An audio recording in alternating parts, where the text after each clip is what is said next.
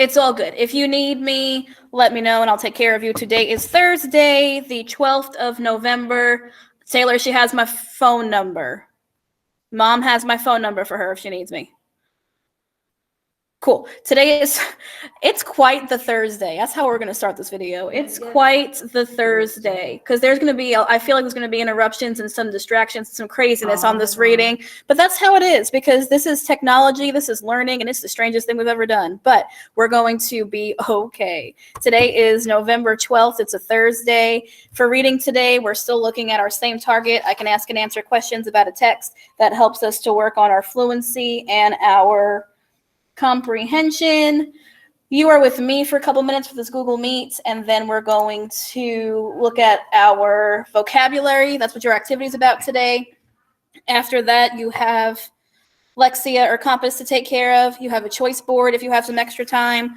At the end of this, I'm going to stop recording and pull up the schedule. Some of you are going to try and log on with Mr. Bill and Mr. Fatu today, our bus driver friends.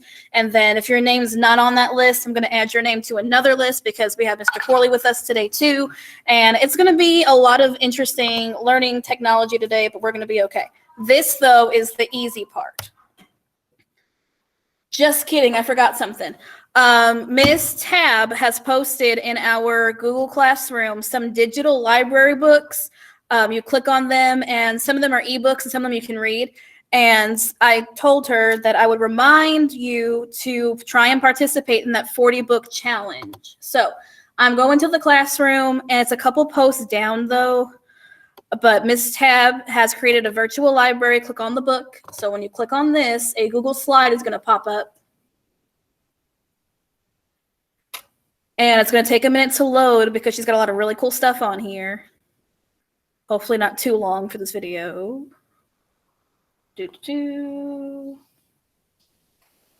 Okay, so this is her really cool library. She has bookshelves and she has books, and here's Miss Tab waving at you. She's precious.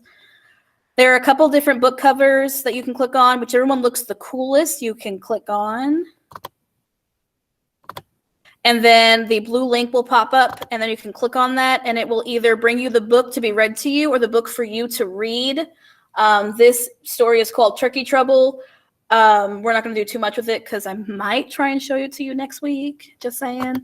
YouTube is the easiest way to use it. And then it pops up, and then this is Mark, and he's going to read the story to you. So you would hit play, and then you would hear the story. And I think this is the coolest thing. I'm not going to spoil it for you. So that's her library. Also, underneath it is the link for the Get Epic book that we would use here in the classroom that lets you watch the videos and read the books. You need a class code, and it's here for you to type in. I'll talk more about that in a little bit. But underneath that is Miss Tab's 40-book challenge. It says fill up this form every time you read a book. It's going to look a little bit different since you're not here with us, but Miss Tab shared with us a couple weeks ago, if you read 40 books, there's a prize for you to work on your fluency. So it pops up like this. It asks for your name and the title of the book, and all you have to do is give it a star rating. 1, it wasn't that good of a book. 2, it was an okay book.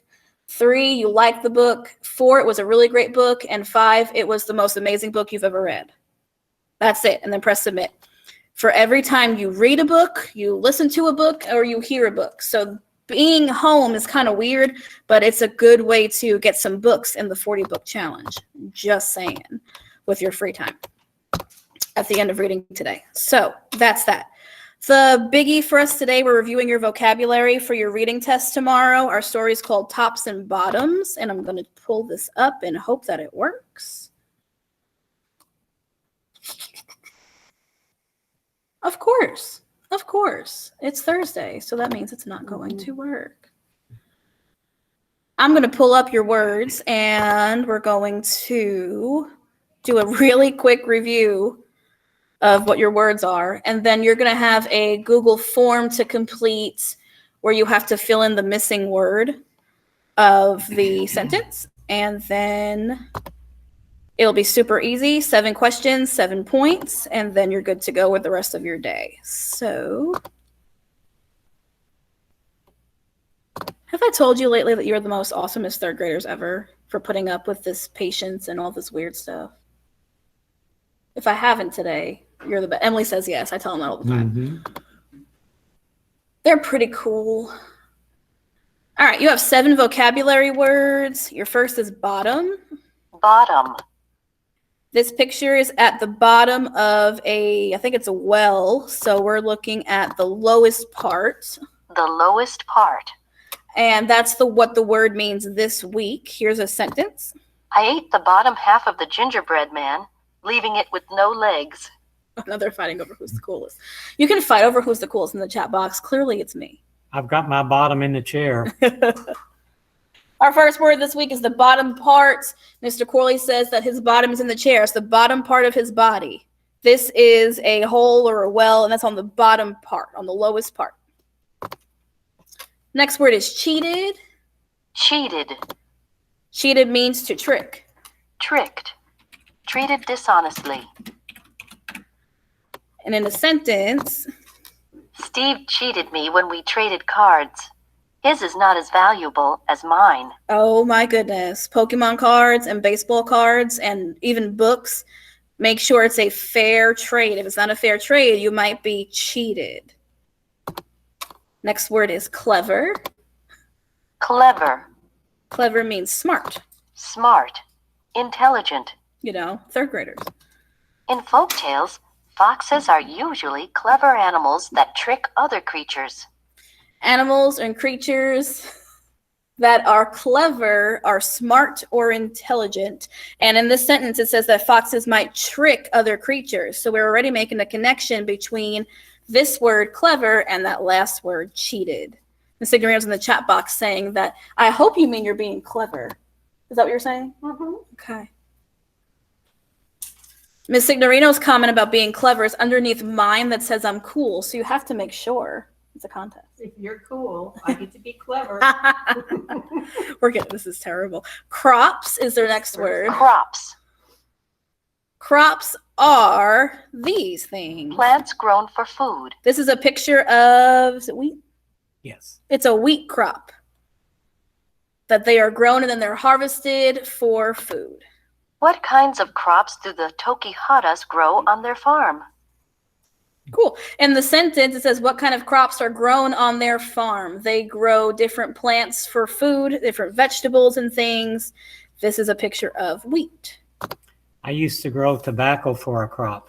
Oh, that's pretty cool. Not anymore. Not anymore. It's a lot of work. It's a lot of work. Mr. Yes, Corley. and And Mr. it's Corley's bad for done. your health. Yep. Not a lot of time either. But Mr. Corley is not this word. Lazy. He is not lazy. Lazy means this. Unwilling to work. And here's your sentence. Oh my gosh, it's so slow. I was so lazy last weekend that I didn't finish my homework or my chores. Ooh. Lazy. They were unwilling to work. They just didn't want to do it. They were lazy. They didn't finish their things. Don't be lazy. We talked a little bit, funny enough, we talked a little bit about it in behavior core the other day about trying to balance work and school, even though you're at home or at daycare the whole time. And it makes us want to just lay around and feel kind of lazy. It's tough. We're going to find that balance. So you're not lazy. We're going to put first things first. Go ahead. NTI fights laziness. It keeps us focused. It keeps us busy. Mhm. It keeps us in routine, which is cool. Partners. Our next word is partners. These are people who work together in this picture. They're partners. People who work together on something. When we're together and you work together in class, you're partners. We talk about partner work a lot. Here's our sentence. My uncles are partners in a business called Raymer Brothers Used Cars. They are partners. They work together. When you guys do things together for schoolwork, you guys are partners or in groups. This is our last word. Wealth. Much money or property. Wealth is when you have money or things, a lot of it. Auntie Robin is rich. She earned her wealth in the restaurant business. They call Auntie Robin rich because she has wealth. She has money and property from working in a restaurant.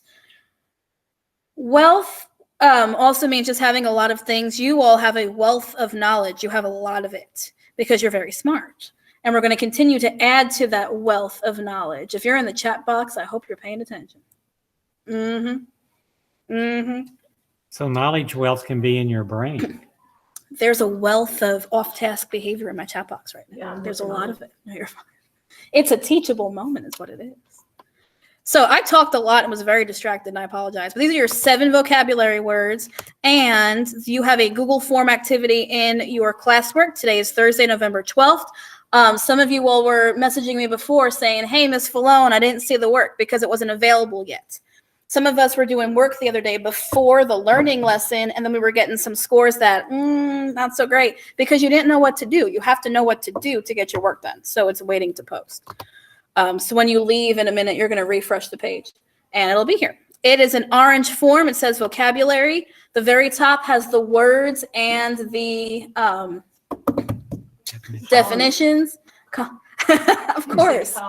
Colin wants the synonyms and antonyms. Maybe I'll go back and do that for Colin real quick. I tried to get you in and out, and I forgot all about the synonyms and the antonyms, which are really the coolest parts about how words work together. Oh, yeah. So your vocabulary words with the definitions are on top. You're going to need these for your test tomorrow and for the information in today's questions.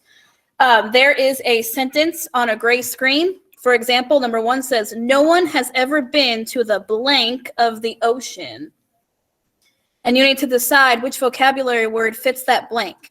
No one has ever been to the wealth of the ocean.